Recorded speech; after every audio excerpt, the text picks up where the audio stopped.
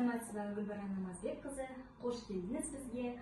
Мен сізге кішігірім сұрақтарым бар еді. Осы ассамблеяға қашан келдіңіз? Сол жайлы айтып кетсеңіз. Жақсы, сәлеметсіздер ме? Қош көрдік. Ассамблеяға келетін болсам, 2017 жылы 3-ші мектеп гимназиясында істеп жүргенде, осы шаңырақта конкурс ұйымдастырылды, қолөнер тақырыбында. Содан конкурсқа келдік, қатысып, содан кейін жұмыстарымды көріп, осы жердегі істеген адамдар мүшелікке қабылдаймыз деді. Содан 2017 жылы мүшелікке қабылдандым. Содан кейін ассамблеяның өміріне әртүрлі іс-шараларға араласып кеттім. Содан кейін 2019 жылы осы шеберлер одағының төрайымы болып тағайындалдым.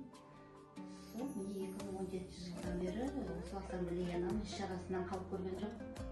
Өте жақсы. Осы оның рөлі сіз үшін қалай?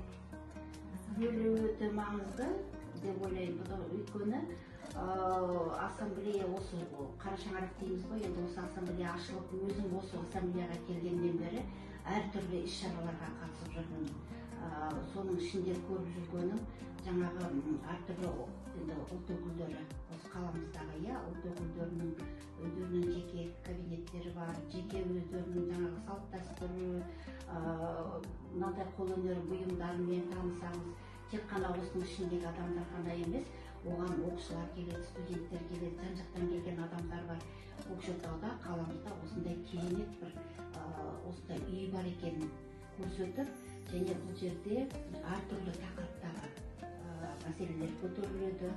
Жаңағы жастар тақырыбы болсын, жаңағы ұлтаралық татуластыру деген сияқты әртүрлі тақырыптар өткізіліп жатады. Оның ішінде жаңағы осы қаламыздағы ұлт өкілдері өздерінің мерекелерін, ән-күйін, жаңағы өнерлерін көрсетіп жатады.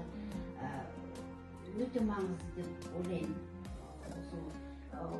Осы шаңырақтың құрылып, қаламызда осылай әдемі шаңырақтың болғаны өте қажет деп ойлаймын. Елімізде оның рөлі қалай көресіз?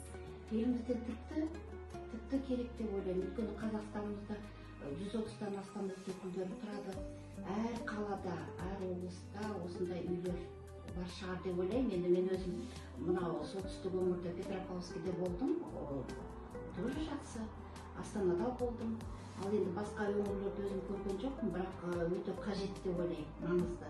Өйткені қаншама ұлт өкілдері бір шаңырақтың астында Қазақстанда тұрып жатқаннан кейін осындай достық үйлерінің рөлі өте зор деп ойлаймын. Қазіргі жастарға не тілейміз? Жастарға тілейтініміз тек қана тыныштық, еліміз аман, жұртымыз тыныш болсын, дендері сау болсын, бақытты өмір тілейміз. Содан кейін артынан қарай енді балалардың өздерінің жаңағы талпынысына, талабына байланысты, оқыған біліміне байланысты елімізді көркейтіп, жұмыс істеп, осындай жақсы істерге атсалыссын, жаңағы белсенді болсын деймін. Елімізге әртүрлі іс-шараларға болсын, өздерінің үлестерін қосып жүретін жастарымыз көп болса деймін. Көптен көп рахмет сізге, Гүлбаран Намазбек-кызы. Сізге тек сәттілік тілейміз, тек жақсылықта осылай кездесу керек. Аман болыңыз.